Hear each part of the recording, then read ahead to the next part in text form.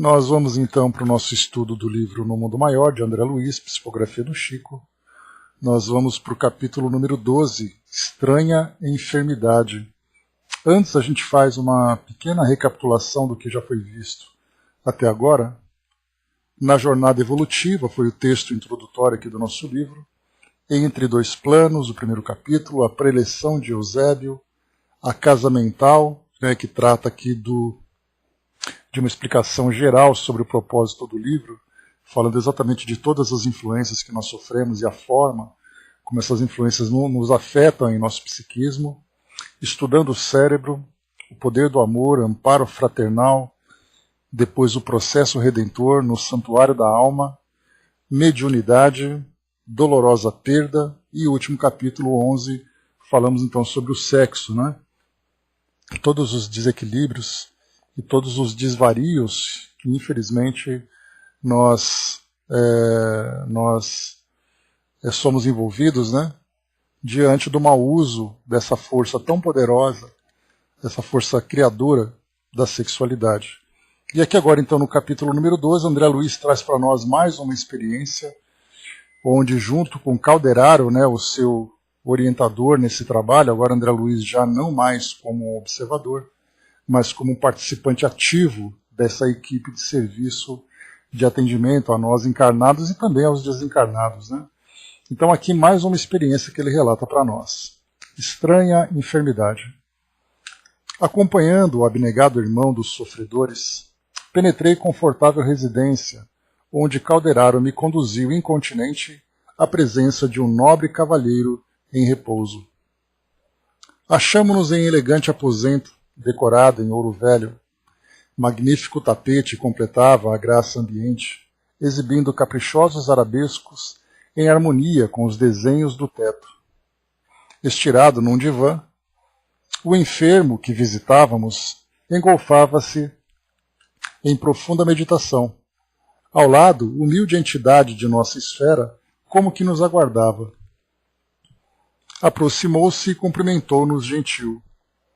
Às fraternas interpelações do assistente, respondeu solícita. Fabrício vai melhorando. No entanto, continuam os fenômenos de angústia. Tem estado inquieto, aflito. O orientador lançou expressivo olhar ao doente e insistiu. Mantém ainda o autodomínio? Não se abandonou totalmente às impressões destrutivas? A interlocutora, revelando contentamento, informou: a divina misericórdia não tem faltado. O desequilíbrio integral, por enquanto, não erigiu seu império. Em nome de Jesus, nossa colaboração tem prevalecido. Bom dia, Andréa. Calderaro, então, fraternalmente indagou, dirigindo-se a mim. Chegaste alguma vez a examinar casos declarados de esquizofrenia? Não adquirira conhecimentos especializados da matéria. Todavia, não ignorava constituir esse morbo uma das mais inquietantes questões da psiquiatria moderna. Este ramo ingrato da ciência que estuda a patologia da alma, declarou o companheiro, compreendendo minha incipiência, é há muito tempo campo de batalha entre fisiologistas e psicologistas. Tal conflito é, em verdade, lamentável e bizantino, de vez que ambas as correntes possuem razões substanciais nos argumentos com que se digladiam. Somos, contudo, forçados a reconhecer que a psicologia ocupa a melhor posição por escalpelar o problema nas adjacências das causas profundas, ao passo que a fisiologia analisa os efeitos e procura remediá-los na superfície. Tic-tac, bom dia. Então aqui é apresentado esse caso para André Luiz de esquizofrenia. E Calderaro, então, ele traz um esclarecimento bem interessante, que não apenas naquela época, nós falamos da década de 1940 para 1950, tinha essa mesma abordagem, como também nos tempos de hoje, apesar de um maior aprofundamento na forma como se desenvolve a esquizofrenia. Mas nós temos, então, desde a fisiologia, no caso, por exemplo, a psiquiatria, tratando através de medicamentos, através de terapias, né, mais objetivas, tratando do corpo, e como colocado por Calderaro, embora bastante dedicada de uma forma superficial, enquanto a psicologia procura estudar o psiquismo dos doentes, tentando entender a sua origem. E aqui, o que é acrescentado por Calderaro, entre fisiologistas, ou seja, né, entre os médicos e entre os psicólogos são aqueles que mais se aproximam da origem, já que eles tratam, né, fazendo ali uma catarse de toda a experiência daquele doente para entender exatamente o que o levou àquela condição e tudo mais. E aí então, né, e mesmo sendo mais próximo do ideal, ainda assim não leva em consideração as questões do espírito. Hoje nós temos, né, por exemplo, a ABRAP, Associação Brasileira de Psicólogos Espíritas, em que nós temos, né, o trato da enfermidade no psiquismo do doente, levando também em consideração as questões reencarnatórias. Mas, de um modo geral, a psicologia, né, não estuda essa questão. Então, nós não temos uma psicologia espírita, nós temos psicólogos que são espíritas. E aí, então, eles fazem uma abordagem a partir da experiência pessoal que eles têm, acrescentando um conhecimento, uma nova abordagem a partir da base técnico-profissional que eles têm. Mas ainda assim, né, é uma tentativa, né, de fazer essa abordagem diferenciada. Mas então, é interessante fazer uma comparação. Eu me recordo de uma palestra do Dr. Sérgio Felipe, que eu assisti aqui em São Paulo, e ele falava, né, sobre a glândula pineal, ele falava sobre todos os experimentos que ele fazia. Nessa palestra foi aqui em São Paulo, na Fundação Espírita Nosso Lar, Casas André Luiz, né? Então eu tive a oportunidade de me programar e fui até lá assistir a palestra dele. E aí então ele trouxe um exemplo bastante interessante sobre o que é esquizofrenia. Então ele ilustrou de uma forma bastante didática e fica bem claro para nós como é essa doença na vivência daquele doente, né? Ele diz assim para nós: imagine que você está na sua casa e você olha pela janela e você vê lá fora o que acontece.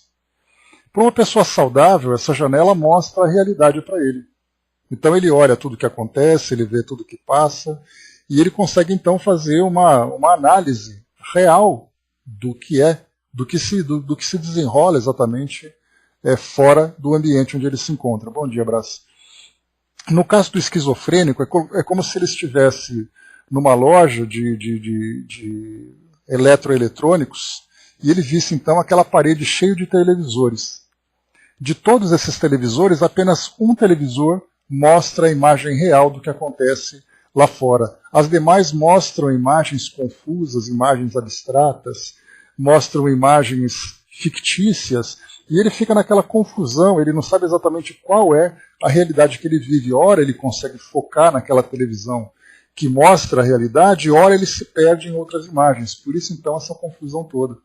Então, esse painel de televisores que ele olha retrata para nós exatamente o que se passa na mente do esquizofrênico. Isso não apenas diante das fantasias que ele acaba criando como fruto da doença, como também acrescentando a parte espiritual, onde nós temos influências espirituais, nós temos imagens que são registradas no seu psiquismo de experiências anteriores que ele viveu. Então, isso é esquizofrenia. Essa oscilação entre a realidade e a fantasia na mente daquele doente. Eu achei perfeita, né, Andréia? E ele, inclusive, ele desenhava no quadro que ele estava trazendo essa explicação, aquela onda, né, que sobe e depois desce, sobe e desce. E ele traçou uma linha no meio dessas ondas, dizendo assim: essa linha é a realidade. E essas ondas são as oscilações que o esquizofrênico vive. Ora ele está em cima vendo a realidade, ora ele está embaixo vendo a fantasia. E assim ele fica então na alternância. E as medicações procuram tratar neurologicamente, fazendo com que ele tenha ali um foco maior naquilo que é real. Mas ainda assim sofre essas dificuldades, né? E continua aqui o texto para nós, vamos lá. Logo após, o assistente recomendou-me examinar a esfera mental do visitado. Auscultei-lhe no íntimo, ficando aterrado com as inquietudes que lhe povoavam o ser. Então, olha só que interessante. André Luiz, então, entrando, né, na mente desse nosso encarnado, via, então, todas as inquietações que ele vivia. Inquietações essas, né, que eram fruto da sua história passada. Então, ele ficava oscilando entre o presente e o passado. O cérebro apresentava anomalias estranhas. Toda a face inferior mostrava manchas sombrias. Os distúrbios da circulação, do movimento e dos sentidos eram visíveis. Calderaro apresentava-me Fabrício, classificando-o como esquizofrênico. Mas não estaríamos ali perante um caso de neurastenia cérebro-cardíaca? O instrutor ouviu-me pacientemente e observou. Diagnóstico exato, no aspecto em que nosso amigo se apresenta hoje. A esquizofrenia, contudo, originando-se de sutis perturbações do organismo perispirítico, traduz-se no vaso rico por surpreendente conjunto de moléstias variáveis e indeterminadas. No momento, temos aqui a doença de Cree-Weber, com todos os característicos especiais. Eu não conheço a doença, mas aqui então o que Calderaro apresenta para André Luiz é que, devido aos desequilíbrios mentais que esse paciente vivia, e as alterações no seu perispírito, isso acabou depois se manifestando também no seu corpo. Então, anatomicamente, como André Luiz coloca, manchas, alterações estranhas. Mas essas alterações não são a causa, elas acabam sendo o efeito, porque a causa se encontra na mente desse encarnado. E dizendo para nós, mostrando grave expressão no semblante, acrescentou: repara, contudo, além dos efeitos mutáveis. Analisa a mente e os domínios das sensações. Lancei mais profundamente a sonda de minha observação sobre os quadros interiores do enfermo e percebi-lhe imagens torturantes na tela da memória. Ensimesmado, Fabrício não se dava conta do que ocorria no plano externo. Braços imóveis, olhos parados, mantinha-se distante das sugestões ambientes. No íntimo, todavia, a zona mental assemelhava-se à fornalha ardente. É o que acontece muitas vezes da análise que nós fazemos, uma análise superficial exterior. Então olha para aquela pessoa, ela está parada assim, olhando para o nada, e aí então as pessoas que estão próximas ficam, olha só, ele fica parado o tempo todo, nessa imobilidade, nada acontece. E aí me lembro, inclusive, aquilo que Richard Simonetti, o saudoso Richard Simonetti, comentava a respeito no seu livro, Quem Tem Medo da Morte, quando ele dizia assim que muitas pessoas desencarnam dormindo, e aí então todo mundo olha e diz assim, nossa, coitadinho, coitadinho não, que bom, ele desencarnou feito um passarinho, bem tranquilo, estava assim com aquela serenidade, dormindo e tudo mais, mas na verdade no íntimo, o espírito, apresentando falhas no seu caráter, acaba vivendo um verdadeiro tormento na sua desencarnação, mas fisicamente dá aquela aparência de serenidade, que é o que nós vemos aqui. Pessoa parada, olhando para o nada, tranquilo, ele não está pensando em nada. É como se ele tivesse com a mente vazia. Essa é a aparência que se dá. Mas, na verdade, a grande fornalha ardente. A imaginação superexcitada detinha-se a ouvir o passado. Olha só como eu falei para vocês, Ora, o esquizofrênico cria fantasias, ora ele faz uma interpretação equivocada do presente, ora ele tem lembranças de suas existências anteriores quando elas se encontram muito vivas na sua memória. Nesse caso, Fabrício, que é o nosso paciente, vivia muito mais revendo o seu passado do que observando o seu presente. E daí então a ideia o diagnóstico da esquizofrenia como se ele estivesse criando fantasias. Porque assim acontece em muitos hospitais psiquiátricos, e isso já é estudado pela doutrina há bastante tempo. O próprio Dr. Bezerra de Menezes, quando encarnado, ele escreveu aquele livro, A Loucura sob Novo Prisma. Então, desde que nós começamos a envolver a doutrina espírita nas questões da medicina, a psiquiatria foi a porta de entrada. E então nós temos não apenas o Dr. Bezerra de Menezes fazendo uma análise como encarnado e como desencarnado, como também outros espíritos que tratam do assunto, como, talvez eu acho que o que mais se aprofunda nas questões da mente, né, é o doutor o Manuel Filomeno de Miranda, que ele também aborda em seus livros sobre loucura, sobre obsessão. Então eles relatam que muitos hospitais psiquiátricos acolhem doentes que são tratados fisicamente, são tratados pela psicologia do nosso presente, sem levar em consideração os distúrbios espirituais, as influências espirituais, e que são muitas. Então, sem dúvida, nós temos esses casos, né, em que as alterações anatômicas do cérebro, os desequilíbrios hormonais, substâncias que o cérebro produz acabam não proporcionando um bom funcionamento, e aí o indivíduo acaba tendo esses desequilíbrios. Então, assim como a depressão, né? A depressão pode ser um desequilíbrio bioquímico, pode ser ali uma situação que o indivíduo vivencie, como pode ser também alguma coisa que ele traz do passado. Então, aqui nesse caso, Fabrício então vivencia as experiências do seu passado, ficando fora do ar no seu presente. Daí então o diagnóstico de esquizofrenia. Recordava-lhe a figura de um velhinho agonizante. Escutava-lhe as palavras da última hora do corpo, a recomendar-lhe aos cuidados dos 3 jovens presentes também ali, na paisagem de suas reminiscências. O moribundo devia ser-lhe o monitor, seria o genitor, e os rapazes irmãos. Conversavam entre si lacrimosos. De repente modificavam-se-lhe as lembranças. O ancião e os jovens pareciam revoltados contra ele, acusando-o, nomeavam-o com descaridosas designações. Então ele lembrava isso, né? Recordava-lhe a figura de um velhinho agonizante. Escutava-lhe as palavras da última hora do corpo, a recordar-lhe os cuidados dos 3 jovens presentes. Então ali, ele via ali os momentos finais de uma desencarnação. O Braz colocou aqui, né? Foi autorizado agora o eletrochoque nesses tratamentos? Braz, eu não sei te dizer, mas eu li alguma coisa numa alteração, né, dos tratados de psiquiatria, que esse eletrochoque foi autorizado. Alguma coisa nova, até criou uma certa polêmica sobre isso também, né? Mas eu, sinceramente, eu não sei dizer como é que isso funciona na atualidade, né? Precisaríamos conversar com um profissional dessa área para poder trazer um esclarecimento maior, para ver assim até que ponto, né, esse tratamento acaba sendo utilizado no presente, embora seja autorizado, né? Porque o fato de ser autorizado não significa que ele seja necessariamente adotado, né? Porque o eletrochoque, eu me lembro de ter lido um artigo falando sobre ele, são pequenas descargas elétricas, não é?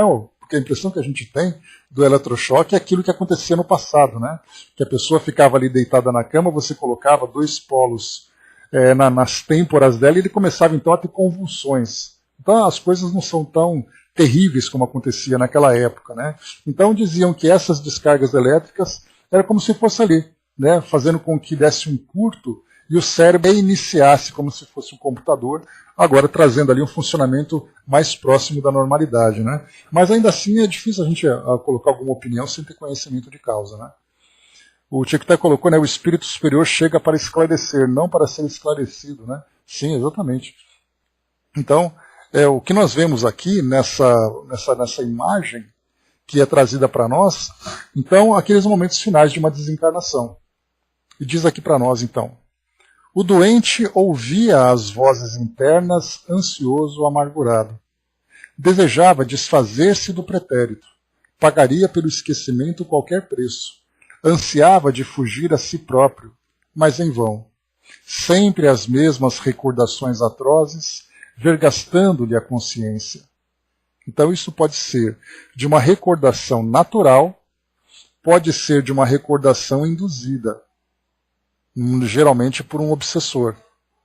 Basta a gente lembrar, mais uma vez, né, chegamos a falar sobre ela, Dona Ivone, que tinha o passado vivo na sua memória, e é então Roberto de Canaleiras, que era ali um dos seus amigos mais próximos, companheiros mais próximos, falava exatamente que eles mantinham essa imagem viva na memória dela como parte de um aprendizado que ela precisava. Não era um processo obsessivo, mas era uma necessidade que ela tinha. Segundo aquilo que foi colocado no livro para nós. Verificava-lhe eu os estragos orgânicos, resultantes do uso intensivo de analgésicos. Aquele homem deveria estar duelando consigo mesmo desde muitos anos. Achava-me no exame da situação quando uma senhora idosa surgiu no aposento tentando chamá-lo à realidade. Vamos, Fabrício, não se alimenta hoje? O interpelado vagueou o olhar pela sala, esboçou uma resposta negativa sem palavras e deixou-se ficar na mesma posição. A matrona insistiu, afável, mas não conseguiu demovê-lo. E porque prosseguisse atenciosa, buscando ministrar-lhe um caldo, o enfermo levantou-se de súbito, como se houvera repentinamente enlouquecido. Esbravejou expressões inconvenientes e ingratas. Rubro de cólera, repeliu o oferecimento, surpreendendo-me pela crise de nervos destrambelhados. A esposa regressou ao interior da casa, enxugando os olhos, enquanto Calderaro me esclarecia comovido. Está no limiar da loucura, e ainda não enveredou francamente pelo terreno da alienação mental, graças à dedicação de velha parenta desencarnada que o assiste vigilante. Logo após, o assistente o submeteu a operações magnéticas de reconforto, vigorando-lhe a resistência. Ante o neurastênico, mais calmo agora, narrou com serenidade. Então vamos aí conhecer um pouquinho da história desse nosso irmão. Nosso irmão enfermo teve a infelicidade de apropriar-se indevidamente de grande herança, depois de haver prometido ao genitor moribundo velar pelos irmãos mais novos, na presença destes. Ao se sentir, porém, senhor da situação, desamparou os manos e expulsou-os do lar, valendo-se de rábulas bem remunerados, desde que, sem escrúpulo, vivem de inquinar os textos legais. Por mais enérgicas e convincentes as reclamações arrazoadas, por mais comovedores os apelos à amizade fraterna, manteve-se ele em clamorosa surdez, arrojando os irmãos à penúria e a dificuldades de toda sorte. Então, lembrando, nós vimos ali aquela imagem acima, um idoso já nas últimas horas da desencarnação e 3 jovens próximos, então, cuidando daquele momento, que seriam, então, os 3 filhos, todos irmãos. Desses 3, então, um era Fabrício, que era o mais velho, que através de manipulação, como ele colocou para nós aqui, fazendo ali alterar os textos de um testamento, acabou se apropriando de tudo, deixando os outros 2 ali à própria sorte. 2 deles morreram num sanatório em catres de indigência, minados pela tuberculose, que os surpreendeu em excessivas tarefas noturnas. E o outro desencarnou em míseras condições de infortúnio, relegado ao abandono, antes dos 30 anos, presa de profunda avitaminose, consequente da subalimentação a que fora compelido. Tudo isso nosso desditoso amigo conseguiu fazer, escapando à justiça terrena.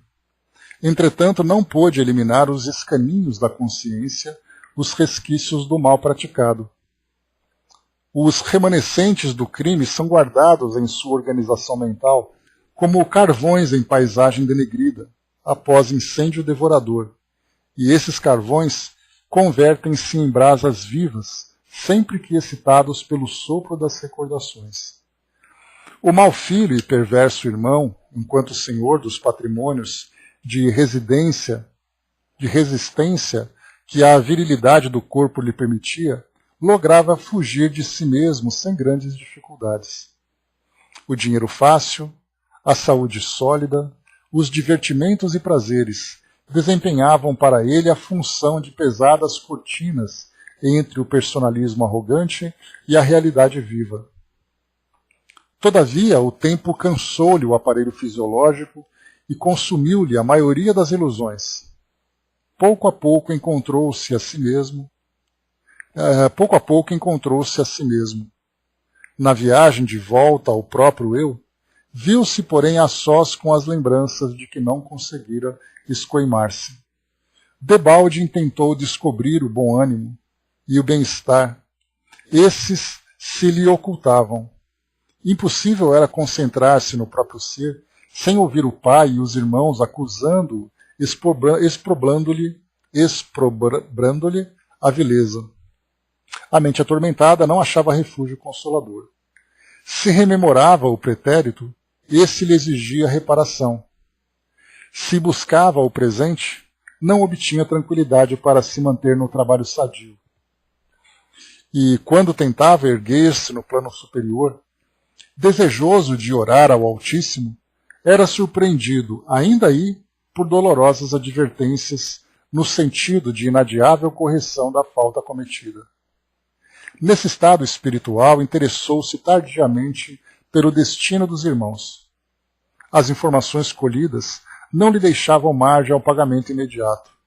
Haviam todos partido, precedendo-o na grande jornada do túmulo. Desde então, verificando a impraticabilidade de rápida retificação do tortuoso destino, o infeliz fixou-lhe nas zonas mais baixas do ser. Perdeu as ambições nobres e os ideais sadios. Passou a ignorar os recursos da esperança.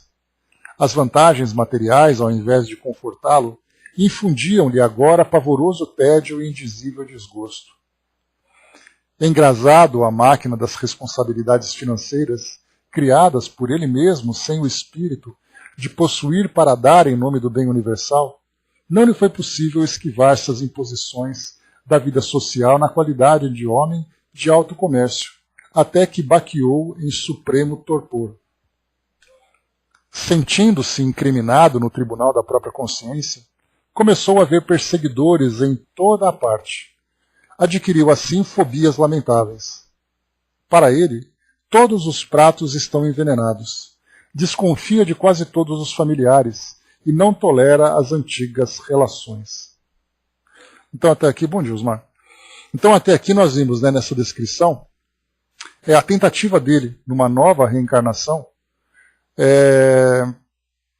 tendo ali uma condição, né, de boa administração de recursos e sendo um homem de posses, a proposta que ele tinha era exatamente a de resgatar esses irmãos que ficaram então desamparados no passado. Mas aí então esses dois irmãos já haviam desencarnado e ele então era assombrado por essas lembranças, fazendo com que ele praticamente se tornasse um indivíduo paralisado diante desses dramas que eram revividos então em sua consciência. Então, como nós percebemos, né, o espírito vem com uma proposta. Né? Então, essa é a parte complicada quando nós fazemos a nossa programação reencarnatória, trazendo ali uma programação de reajuste. Então, ou seja, a preparação foi feita. O roteiro que nós vamos seguir também foi feito. Mas a prática já é outra história. Porque muitas vezes o espírito, embora se coloque naquela condição de boa vontade, de boa disposição para cumprir aquilo que foi programado, nem sempre ele consegue. E é o que nós vimos aqui. E ele então não apenas sofria com essas recordações do passado, como essas recordações também interferiam no seu presente, deixando ali em volta dele, né, uma fobias lamentáveis, como coloca aqui na nossa descrição, e ele então desconfiava de tudo. Era aquele medo, aquela sensação de perseguição, aquela sensação de que alguém quer derrubá-lo. Muitas vezes esse medo acaba sendo realmente infundido por uma obsessão.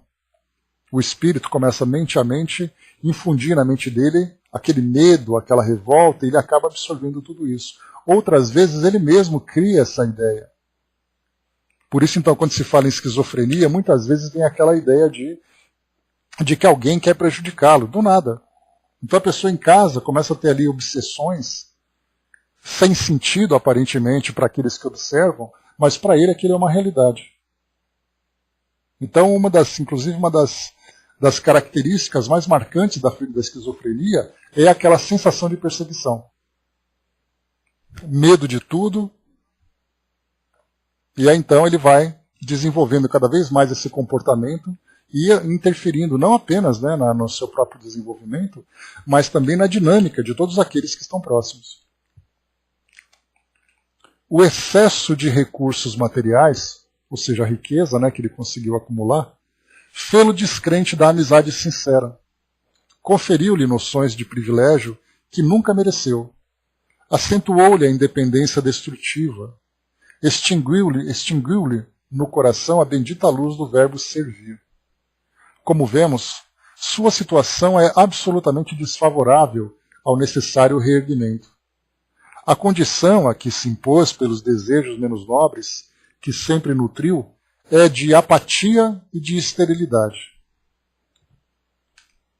Então é importante a gente lembrar sempre, né, que muitas vezes nós pensamos, eu queria ser uma pessoa rica. E aí vem aquela voz da consciência dizendo, cuidado com seus desejos, que eles podem se realizar. Porque a riqueza muitas vezes faz despertar em nós experiências negativas do passado, como foi esse caso aqui.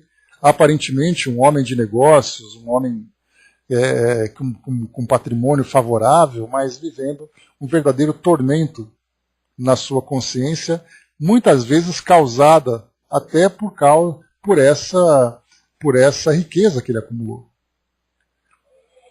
A essa altura da narrativa, Calderaro apontou em particular o cérebro doente e explicou. O sistema nervoso que se liga à câmara encefálica através de processos indescritíveis na técnica da ciência humana, mas não é do que a representação de importante setor do organismo perispirítico, segundo acabamos de estudar. A mente falida de Fabrício, experimentando insistentes remorsos e aflitivas preocupações, intoxicou esses centros vitais com a incessante emissão de energias corruptoras. Consequentemente, verificou-se o que em boa psiquiatria poderíamos designar por lesão generalizada do sistema nervoso. Tal desastre atingiu, em primeiro lugar, as sedes das conquistas mais recentes da personalidade, isto é, as células e os estímulos mais jovens que se localizam nos lobos frontais e no córtex motor, inutilizando temporariamente o nosso amigo. Para a meditação elevada e para o trabalho sadio, e obrigando-o a regredir no terreno espiritual para dentro de si mesmo. De mente estacionária agora, em plena região instintiva da individualidade, nosso enfermo ainda não se acha positivamente desequilibrado, graças à contínua assistência de nosso plano. Antes da gente continuar, aqui em cima tem uma expressão interessante utilizada por Calderaro, que diz assim para nós: o sistema nervoso que se liga à câmara encefálica através de processos indescritíveis na técnica da ciência humana.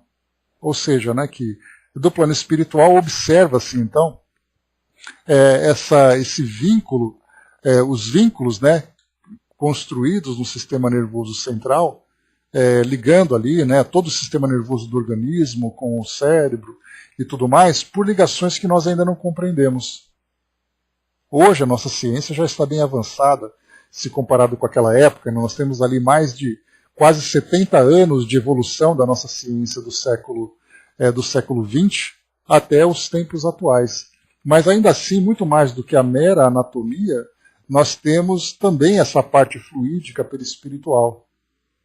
Por isso diz para nós, mas não é do que a representação de importante setor do organismo perispirítico, segundo acabamos de estudar.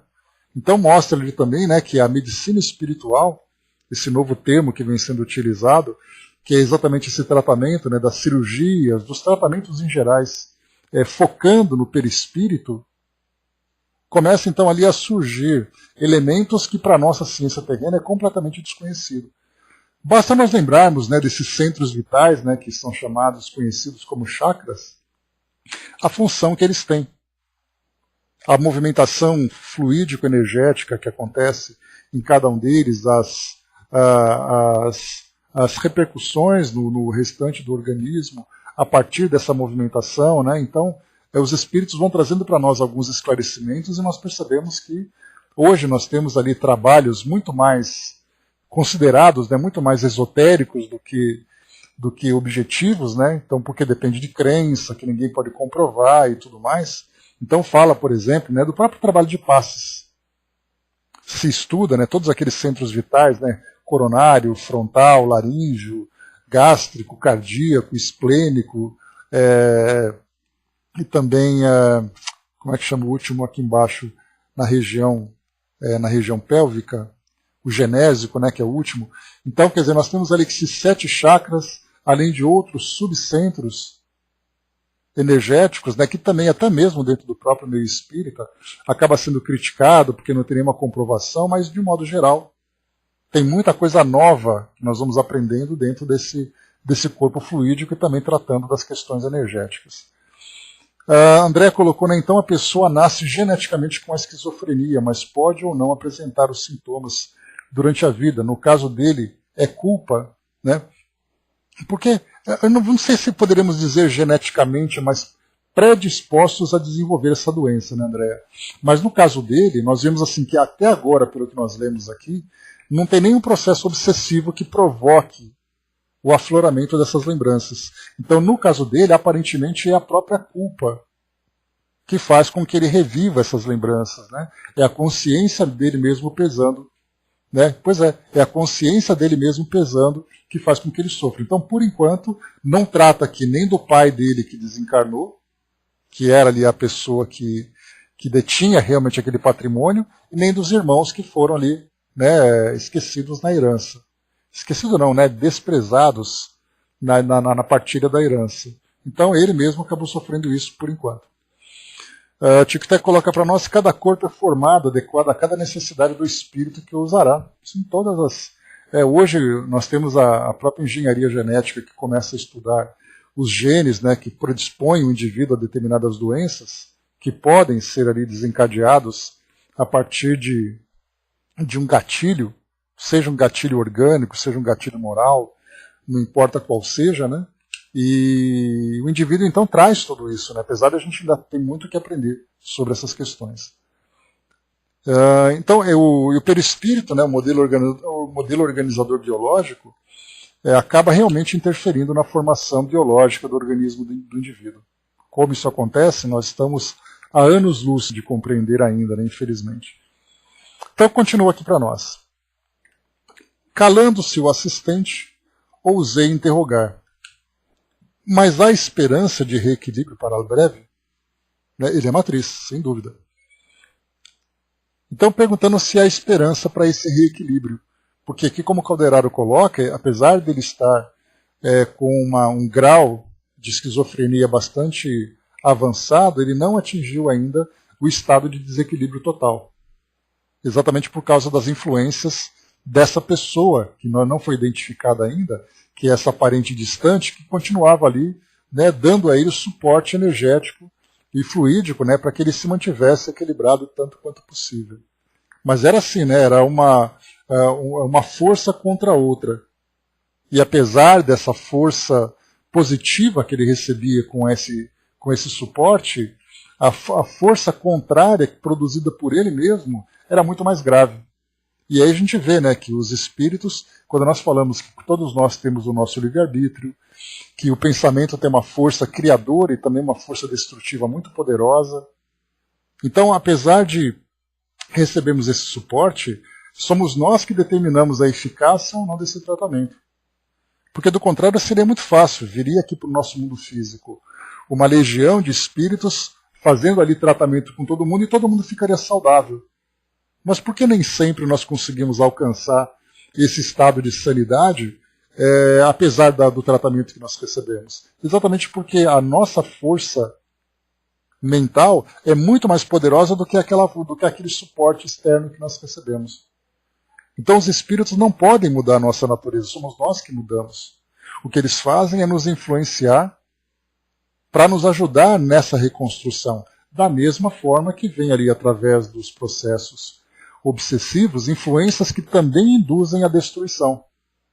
Vem aquele espírito que fica ali martelando na nossa mente determinada ideia, chega uma hora que nós absorvemos e começamos então a viver aquela realidade. Assim como vem outros espíritos que ali insistem também, agora não mais martelando de uma forma dolorosa, mas martelando positivamente, ideias de cura, ideias de reequilíbrio, e nós aceitamos essas sugestões e trabalhamos por isso. Mas no caso dele aqui, o peso da consciência dele, a lembrança, é extremamente, ali nesse caso para ele, é avassaladora. Então, por mais que se tente minimizar os efeitos, que é o que estavam fazendo, ele não consegue mudar o seu próprio modo de pensar. E é por isso que nós vemos a insistência dos espíritos trazendo para nós o tema auto-perdão. Porque sem esse auto-perdão, o indivíduo não consegue se recuperar. Porque a culpa realmente ela é destrutiva, ela é uma avalanche que ninguém consegue segurar. A menos que o indivíduo consiga, ele próprio, mudar o seu modo de pensar. E para isso, muitas vezes, nós encontramos casos que são citados, são muitas encarnações que o indivíduo vivencia, e ele passando ali etapa por etapa para poder diluir essa culpa, que não é de uma hora para outra que as coisas acontecem. Primeiro, a gente lembra sempre que é o nosso famoso AER, né? Primeiro vem o arrependimento, depois a expiação e depois a reparação. Mas para o indivíduo começar nesse primeiro estágio, que parece uma coisa simples, não, é só ele se arrepender que está tudo certo. Mas para ele sentir esse arrependimento, sentir essa culpa por ter cometido o erro, primeiro ele precisa aceitar que errou. E quantas vezes nós vemos aí indivíduos buscando vingança sem pensar no prejuízo que está causando? O nosso orgulho, o nosso modo de pensar equivocado, de acreditar que sempre somos vítimas, de que nós não fizemos nada de errado, que tudo o que nós estamos fazendo é justiça, que nós tínhamos o direito de fazer aquilo. Quantas vezes nós encontramos, basta a gente pegar na nossa realidade mesmo aqui, se nós formos, por exemplo, a presídios e perguntar para os criminosos, você sente culpa do que você fez? Muitos vão dizer, claro, aquele discurso conveniente, não, eu estou arrependido e tudo mais, mas não está. Basta abrir a porta, ali os portões dos presídios e deixar todo mundo sair para a gente ver o que acontece. Esses indivíduos sequer reconhecem que estão fazendo errado. Apesar de que, não que não reconhecem, eles sabem que estão fazendo errado, mas eles não estão preocupados com o erro. Por isso, então, esse primeiro estágio da reconstrução do indivíduo, o arrependimento, depois a expiação e depois a reparação, para chegar nesse primeiro estágio é um trabalho enorme do indivíduo se olhar e dizer assim, realmente eu errei, não devia ter feito isso, estou arrependido. E aí, como eu falei para vocês, se nós olharmos aí os nossos presídios, como é que nós encontraremos ali a consciência daqueles presos? Nenhuma. Por isso, então, é um trabalho dificílimo, Sem esforço não conseguimos nada, sem obra não realizamos. E olha que esse tipo de trabalho é um trabalho árduo, porque mudar as nossas convicções não é algo fácil, O nosso orgulho, muitas vezes, mantém uma ideia cristalizada dentro de nós que é difícil de modificar. E aí, então, aquele trabalho, não, realmente eu errei, eu não devia ter feito isso, eu vou tentar refazer tudo aquilo que eu cometi de erro, etc, etc, etc. Pois é, Brás, além dos que estão soltos, a gente vê aí quantos crimes acontecendo na nossa sociedade, além daqueles que estão presos, e a gente pergunta, e não precisamos de criminosos também. Eu peguei os criminosos porque são os extremos, Mas basta a gente pegar as pessoas aqui da nossa convivência, da nossa sociedade, quantas vezes, nós cometemos ali equívocos, machucamos as pessoas da nossa família, os nossos amigos, e nós achamos que está tudo certo. Ah, eu fiz mesmo porque ele merecia. Não estou arrependido, não. Então, desde as questões mais graves até as questões mais sutis, o arrependimento é um passo, parece que é um passo que tem que transpor ali um cânion, para poder começar esse processo de mudança. É uma distância assim, abissal do que nós pensamos hoje e daquilo que nós precisamos fazer no futuro. Então foi perguntado aqui, mas há esperança de reequilíbrio para breve? Absolutamente não, respondeu o interpelado de maneira significativa. No caso dele, funcionariam em vão as terapêuticas em uso. O espírito delinquente pode receber os mais avançados, os mais variados gêneros de colaboração, mas será imperiosamente o médico de si mesmo. Olha só que expressão importante e forte para a nossa compreensão. Então eu falei para vocês que há aqueles que não se arrependem. Quando ele começa a se sentir arrependido, vem o primeiro passo, mas o arrependimento gera culpa. Da culpa vem a expiação e a reparação. Quantos espíritos estão imobilizados nesse primeiro estágio? Ok, a gente esperava que eles alcançassem esse arrependimento para começar o trabalho de reconstrução. Mas muitos chegam nesse estágio simplesmente ficam paralisados. E por mais que se tente dizendo assim, olha, você errou mesmo, mas você pode melhorar, você pode recomeçar, e ele fica, não, porque eu não mereço existir, porque eu não presto para nada, porque eu tenho que sofrer tudo aquilo que eu fiz sofrer. E ele fica então naquele processo, naquele círculo vicioso de culpa e lamentação e autopunição, e ele não consegue sair. Então, para aquele espírito que diz assim, olha, eu sei que eu errei, eu estou muito arrependido, mas o que eu puder fazer para resolver isso, eu vou fazer. O indivíduo que diz uma frase como essa é aquele indivíduo que conseguiu sair daquele lodo, daquele pântano da culpa. Que é esse primeiro estágio, que é extremamente doloroso. Triste é aquele que não reconhece, mas depois que ele reconhece, começa um trabalho muito difícil. A Didima lembrou aqui, nem toda ocasião o primeiro passo é o mais difícil. Nossa, nem fala. É aquela fase, né, da abstinência, da culpa, da autopunição. E se livrar disso, e é por isso que sempre falam, né, que os espíritos insistem em dizer sobre o tribunal da consciência. Quando a culpa chega, a gente prefere escolher o pior juiz para julgar a nossa consciência. E é então aquele juiz severo que quer castigar, que quer torturar, para ele poder ir, porque ele merece, porque isso é muito difícil. Continua. O espírito delinquente pode receber os mais variados gêneros de colaboração, mas será imperiosamente o médico de si mesmo. A justiça divina exerce invariável ação, embora os homens não a identifiquem no mecanismo de suas relações ordinárias. Os criminosos podem, por muito tempo, escapar ao corretivo da organização judiciária do mundo.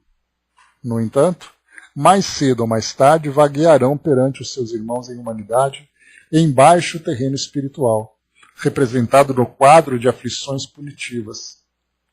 Para os familiares e amigos, Fabrício é um esquizofrênico, incapaz de resistir às aplicações do choque insulínico em virtude do coração frágil e cansado. Todavia, para nós, é um companheiro acidentado na ambição inferior, curtindo amargos resultados de seus propósitos de dominar egoisticamente a vida. Então, ou seja, né, dominar egoisticamente a vida, aquele controle egoísta que ele queria ter, e agora ele sofre os amargos resultados disso.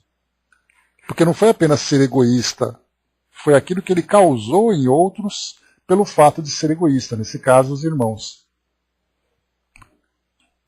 Interrompendo-se o orientador, dei guarida a interrogações naturais no campo íntimo. Se o doente não oferecia perspectivas de melhoras substanciais, qual o objetivo de nossa assistência? Pergunta bastante pertinente de André Luiz. Se o espírito não vai melhorar de uma hora para outra, o que a gente está fazendo aqui? Por que nos demoramos à frente de um caso insolvível, qual aquele pela impossibilidade de próximo reencontro entre criminoso e suas vítimas? Calderaro não me deixou sem resposta. Estamos aqui, elucidou atencioso, a fim de proporcionar-lhe morte digna. Não chegará a enlouquecer em definitivo. Com o nosso concurso fraterno, desencarnará antes do eclipse total da razão. Olha só que interessante essa situação. Antecipação de uma desencarnação. Proporcionar a ele uma morte digna. Com o nosso concurso fraterno, desencarnará antes do eclipse total da razão. Antes do eclipse. Ou seja, antes dele perder a razão, essa desencarnação será provocada. E nós já tivemos um caso assim, relatado por Kardec na Revista Espírita.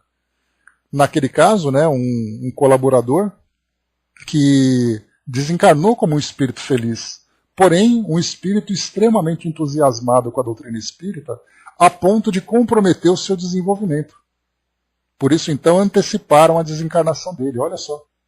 Então nós temos a desencarnação que acontece num momento previsto, aquelas desencarnações que são postergadas, que nós vimos aqui no nosso livro anterior, qual foi o livro anterior que nós estudamos? Missionários da Luz? Acho que foi Missionários, ou não? Bom, depois do Missionários, vê para mim, por favor, se vocês lembram. Então, naquele caso, nós tínhamos ali, eram 5 desencarnações que André Luiz ia assistir. Uma delas era uma senhora que estava com uma desencarnação prevista, só que, devido ali à necessidade, né, a filha ia ter um filho, ou seja, o netinho dela ia nascer, ia reencarnar, e ela precisava ficar ali para dar um suporte durante um período. E aí, então, foi autorizado que ela ficasse mais um tempo. Obreiros, obrigado, André. Lá no Obreiros, então, nós vimos esse trabalho. Então, uma antecipação, uma desencarnação programada, uma desencarnação postergada, uma desencarnação precoce. Nós estudamos, né, a diferença entre o que é uma desencarnação precoce e o que é uma desencarnação de uma pessoa jovem. Uma diferença significativa. Um espírito que reencarna, é importante a gente lembrar isso. Um espírito que reencarna durante a sua infância, durante a sua juventude, com uma programação para desencarnar durante esse período, não tem nada de precoce. É absolutamente natural. Ele tinha a programação dele de desencarnar aos 15 anos de idade, ele desencarnou aos 15 anos de idade. Agora, se ele tem uma desencarnação para viver, uma encarnação para viver 70 anos e ele desencarnou aos 15, isso é uma desencarnação precoce. Nós estudamos sobre isso lá no livro Juventude Interrompida. Nós vimos vários casos de jovens que cometeram suicídio, que usaram substâncias, comportamentos que colocaram em risco a saúde, como aborto, como drogas, como alcoolismo, como distúrbios de autoimagem. Nós vimos tudo isso. Ali sim é uma desencarnação precoce. Então, inclusive, nós temos um vídeo produzido pela Kardec TV, o programa Transição, que chama Desencarnação Precoce. A mesma coisa, Brás. Qualquer situação de risco que o indivíduo, mesmo que ele não queira cometer suicídio, mas ele se expõe a uma situação de risco e desencarna por isso, é uma desencarnação precoce. Então, tem esse vídeo do programa Transição chamado Desencarnação Precoce. E aí, então, quando vai ouvir o vídeo, é o Divaldo que faz essa entrevista, ele comenta, né, sobre espíritos que desencarnam durante a juventude. Ele, inclusive, fala também que pode ser muitos desses casos são jovens que desencarnam devido a um cumprimento de um período que faltou numa encarnação anterior por terem cometido suicídio. Ele traz essa possibilidade. Então, nesse caso, não são desencarnações precoces. São desencarnações que estão programadas durante a juventude, durante a infância. Então, tudo aquilo que é precoce é aquilo que acontece antes da hora. E o fato de um espírito desencarnar num período de infância e de juventude não quer dizer que seja fora de hora. Muitas vezes eu tenho ali uma programação de 80 anos de idade. Mas aí então eu começo a usar álcool, começo ali o tabagismo, começo a ter comportamentos diversos e de repente eu desencarno com câncer de pulmão ou com uma cirrose hepática. Faltando ali 10, 15 anos para a minha desencarnação programada. E isso é uma desencarnação precoce. Então é importante a gente trazer essa definição para lermos os eventos que vão acontecendo diante de nós e termos uma clareza, um esclarecimento, ali uma visão clara do que acontece. O Brás colocou na tragédia recente de Brumadinho, imagina o trabalho que deu a espiritualidade. Né? No livro Transição Planetária, Brás, conta a história do tsunami que aconteceu lá em 2004, em Sumatra. E ele fala um pouquinho para nós sobre os bastidores daquele evento, né? 300 mil pessoas desencarnando quase que ao mesmo tempo. E ali mostra, né, as caravanas de trabalhadores que se mobilizavam de todas as partes do mundo, montando acampamentos para poder recolher esses acampamentos emergenciais para recolher esses espíritos. No caso de Brumadinho, foi um evento em menor proporção, porque o que aconteceu em Brumadinho, nós tivemos ali 300 pessoas. Antes de ontem, nós tivemos um avião que desencarnou e teve ali 157 pessoas. Terremotos, eventos diversos, né? E é interessante nesse livro, porque mostra como os espíritos se mobilizam para o atendimento nessas situações. Porque a tragédia pega de surpresa aquele espírito que desencarnou. Mas todo o aparato no mundo espiritual já foi montado esperando aquilo acontecer. Ninguém é pego de surpresa. Deixa eu ver aqui. Tico até colocou, né, está no campo de prova, sim, é a necessidade do espírito vivenciar aquilo. Né? Para muitos que não compreendem aquilo que a doutrina espírita traz, não vê explicação lógica para isso. Nem nós temos uma explicação lógica para isso. Porque os espíritos não vão trazer detalhes da vida das pessoas. Muitas vezes nós temos ali um exemplo, ou algumas vezes, né, nós temos um exemplo ou outro que vai sendo trazido para nós para a gente ter uma visão geral. Mas não vai expor um espírito, né, a história dele, para dizer por que ele desencarnou daquele jeito. Não tem necessidade, apesar da nossa curiosidade. O Dudu lembrou, né? Hoje faz alguns anos, né, aniversário não, né? Seria seria, entre aspas, um aniversário daquele tsunami no Japão. O Dudu lembrou também ali, né?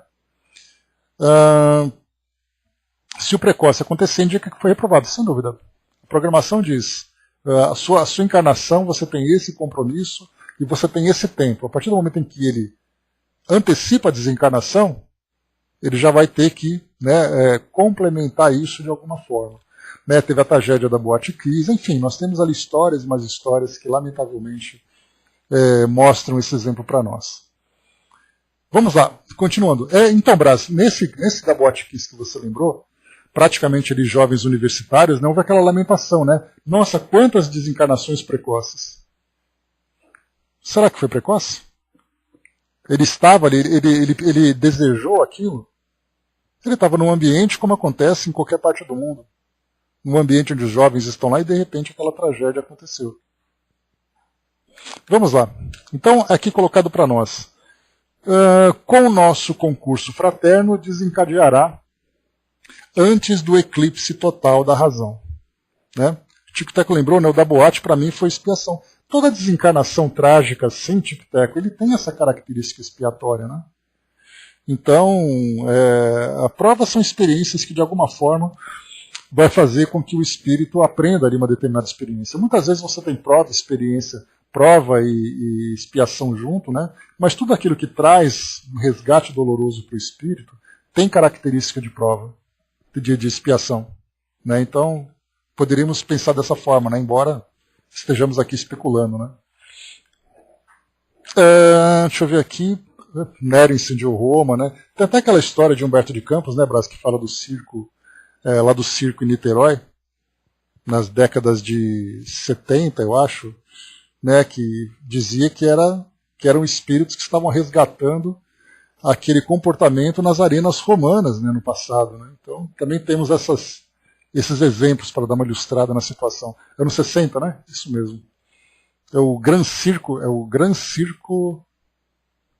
Me esqueci o nome dele agora. Mas, bom, isso aí é uma informação fácil de encontrar na literatura espírita. Vamos lá, então. E por que me mostrasse espantado, o prestimoso amigo acrescentou. Então, olha só, André Luiz ficou surpreso com essa ideia do auxílio aqui para a desencarnação. Fabrício desposou uma criatura por todos os títulos, credora do amparo celestial. E essa mulher quase sublime deu-lhe 3 filhos, aos quais ele se consagrou nobremente, preparando-os para elevado ministério social. São eles, presentemente, 2 professores e um médico, dedicados ao ideal superior de servir ao bem coletivo. Fabrício não tem o direito de perturbar a família organizada à sombra de seu amparo material, mas educada sem o seu personalismo despótico. Pelo serviço que prestou à esposa e aos filhos, recebe do alto o socorro de agora, de maneira a transferir residência, por imposição da morte, preparado para o futuro de reajustamento. As preces da companheira e dos filhos garantem-lhe uma boa morte próxima, para a qual vamos organizando suas energias e habituando, para e passo, a família a permanecer em missão ativa no bem, sem a presença material dele. Viram só que interessante essa situação? Então, ele se casou, como foi colocado aqui em cima para nós. Esposou uma criatura por todos os títulos credora do amparo celestial. Ou seja, né, uma esposa que era um espírito nobre. Teve ali 3 filhos, os 3 filhos amparados materialmente por ele. Conseguiram se formar, conseguiram mostrar dignidade na sua vivência. E aí então, como é colocado para nós, Fabrício não tem o direito de perturbar a família organizada à sombra de seu amparo material, mas educada sem o seu personalismo despótico.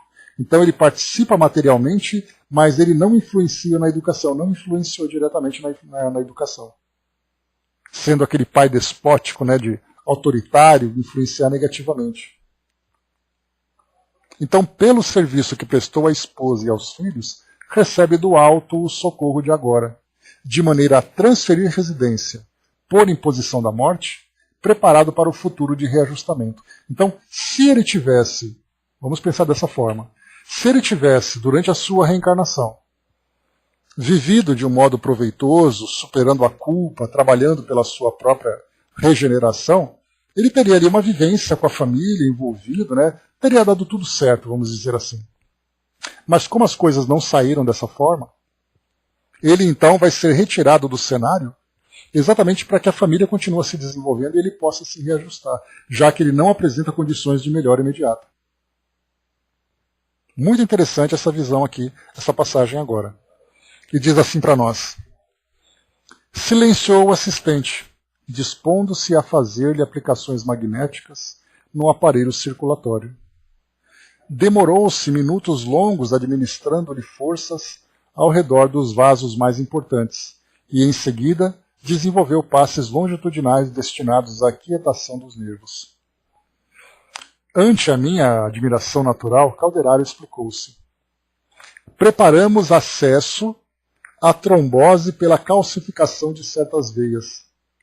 A desencarnação chegará suavemente, dentro de alguns dias, como providência compassiva, indispensável à felicidade do Euferino e de quantos lhe seguem de perto o martírio. Olha só, eles estavam então induzindo uma trombose, que, como foi feito ali esses passes, principalmente na região cerebral, provavelmente um AVC, aquele que é chamado popularmente de um AVC fulminante. Então essa trombose, né, aquele pequeno coágulo, vai começar então a chegar em regiões do corpo dele, do cérebro dele nesse caso, e vai promover então a desencarnação. Os espíritos, nesse caso, estão provocando um evento que vai fazer com que ele desencarne. Essa citação nesse livro aqui no Mundo Maior, ele é para nós aqui algo que abre um precedente importante para os nossos estudos. Kardec já tinha feito essa afirmação, e aqui nós vemos outro caso. Sendo que em oposição, nós já vimos também, lá no Obreiros da Vida Eterna, os espíritos trabalhando no organismo daquela senhora, exatamente para que ele continue funcionando, para estender um pouco mais a existência dela. Muito legal essa passagem. O doente, mais calmo, parecia haver sorvido milagroso analgésico. Aquietou-se, descansando a cabeça nos travesseiros alvos. Dentro do silêncio que se fizera entre nós, indaguei curioso.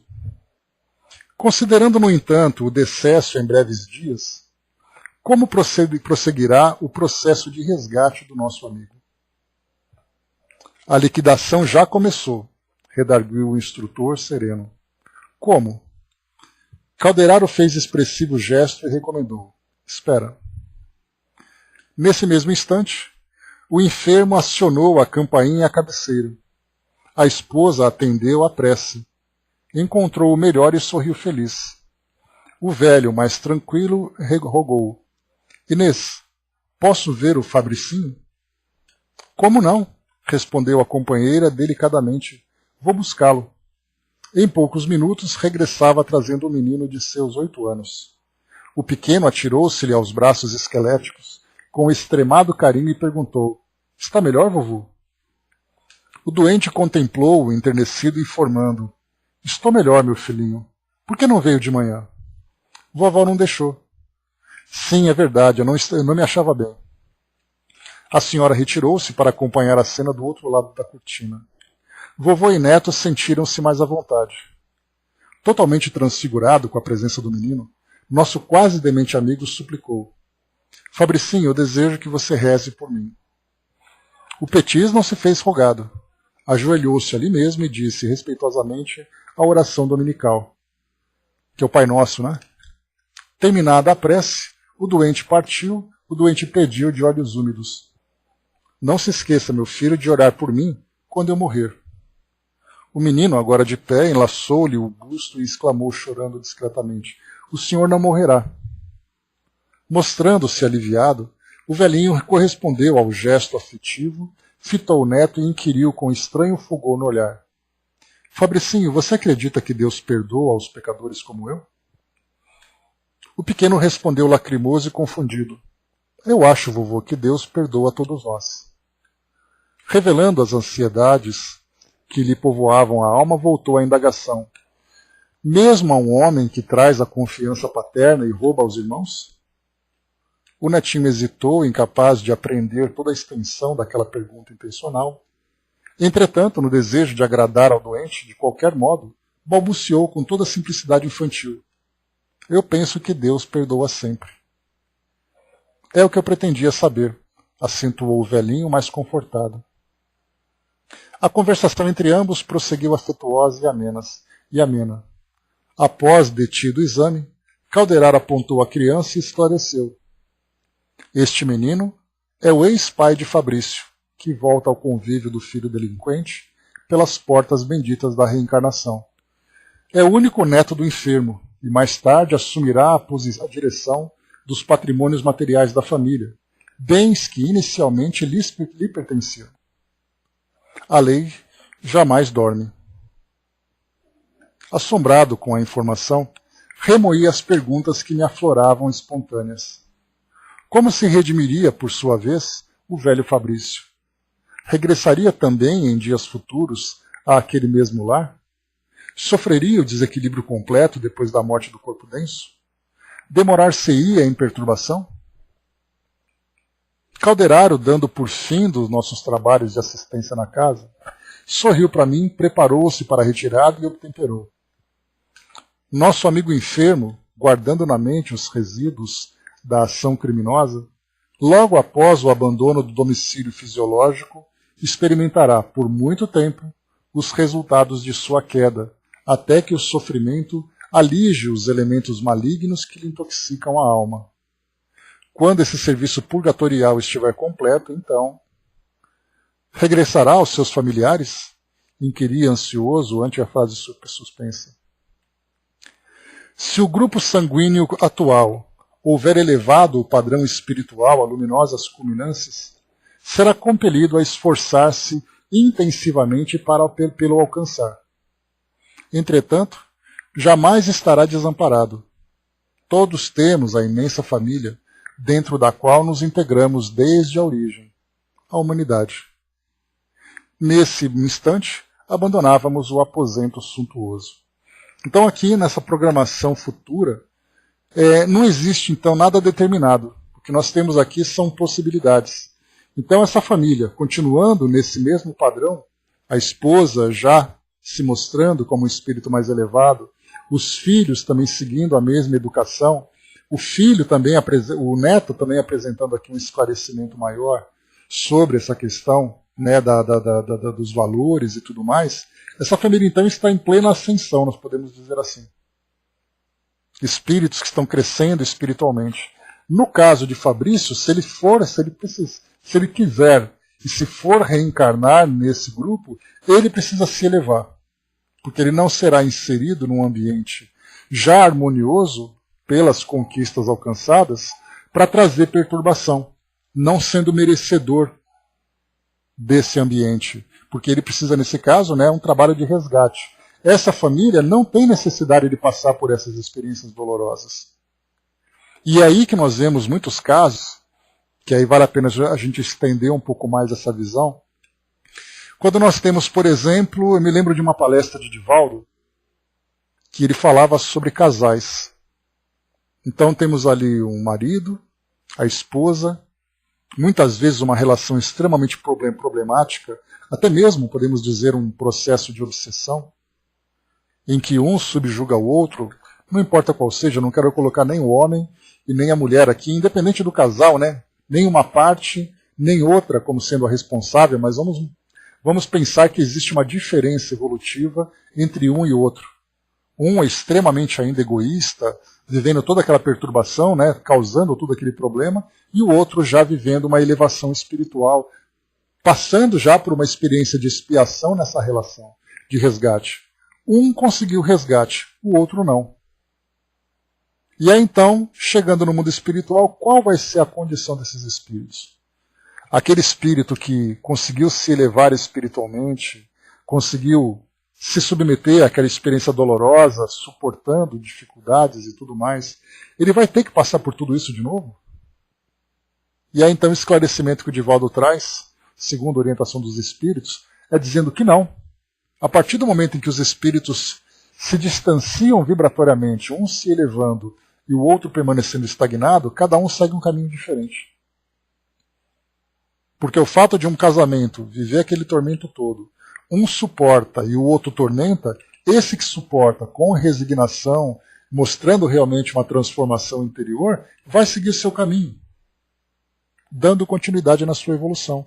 Ele não precisa, a menos, nesse caso, que seja ali uma solicitação missionária, não, eu quero realmente reencarnar com ele de novo porque eu quero ajudá-lo. Aí então já é uma escolha que o espírito faz, já é uma rogativa que ele faz, que pode ou não ser concedida, né?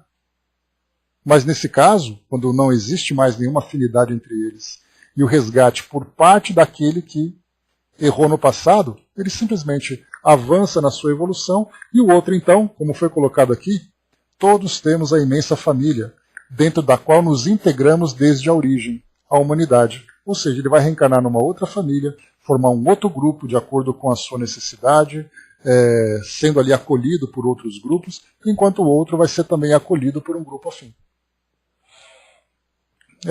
O Tico-Teco lembrou, entendendo que está acolhendo o que plantou. Sim, é o resgate, né? Aquele espírito que sofre com resgate, mas sofre com resignação até o final, quando chega no mundo espiritual, para ele está tudo quitado. Para o outro, vai seguir um caminho diferente. Essa é uma visão bastante interessante que traz, né, uma base nessa mesma situação que nós vimos assim, que nós vimos aqui. Deixa eu só ver rapidinho aqui onde nós estamos. Pronto. Finalizamos aqui cravando o nosso horário. Só para finalizarmos. Nesse instante, abandonávamos o aposento suntuoso.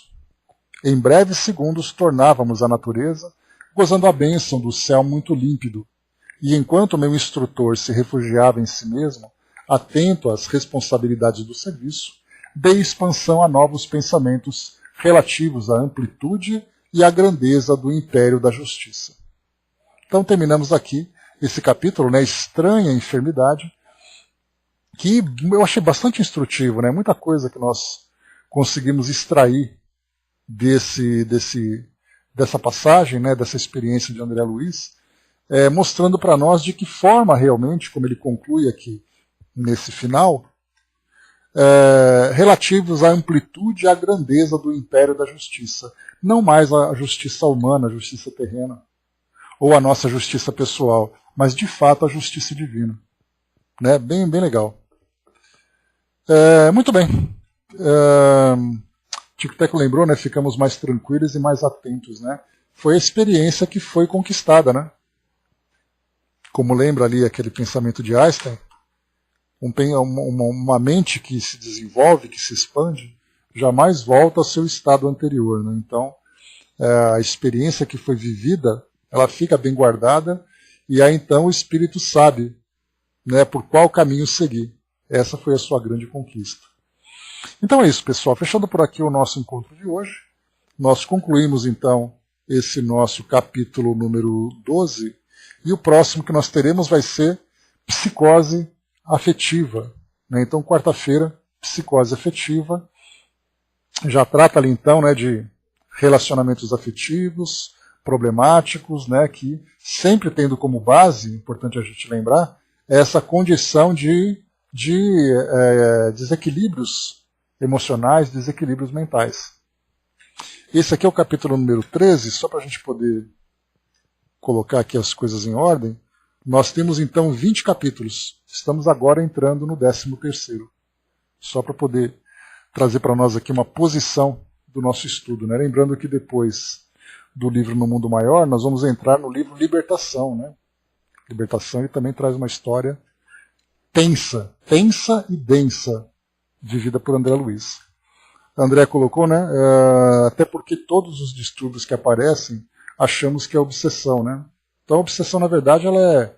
Claro que existem ali os processos, tanto que nós vimos, né, um dos casos aqui, que foi provocado por uma obsessão, porque a base é uma alteração psíquica, um desequilíbrio psíquico, que pode ser causado por culpa, pode ser causado por uma obsessão, pode ser causado ali por diversos fatores. Então nós já vimos vários deles, né? Então, aqui nós temos